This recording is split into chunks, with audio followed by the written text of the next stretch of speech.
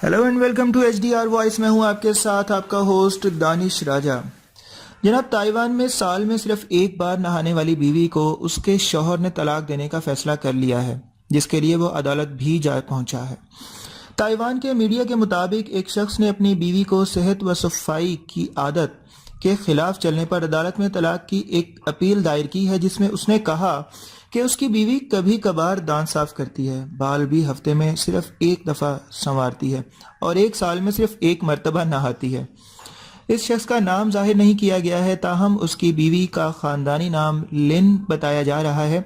उसके शौहर ने कहा है कि शादी से पहले जब वो मिलते थे तब भी उसकी मंगेतर हफ्ते में एक दफ़ा नहाती थी, जबकि शादी के बाद इब्तदा में वो महीनों बाद नहाने लगी और अब हाल ये है कि वो साल में एक मर्तबा भी मुश्किल से गुस्ल करती है। शौहर ने कहा है कि वो अपनी बीवी की इस आदत को गुज़श्ता 10 बरस से झेल रहा है और अब सब कुछ उसकी बर्दाश्त से बाहर हो चुका है।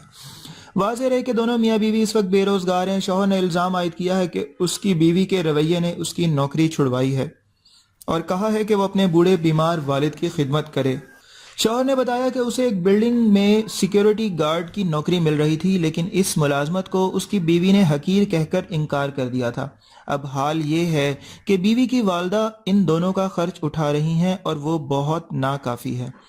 शौहर ने बताया कि वो इतने गरीब हो चुके हैं कि अब नेशनल हेल्थ इंश्योरेंस भी नहीं करवा सकते और दांतों के लिए डेंटिस्ट के पास भी नहीं जा सकते।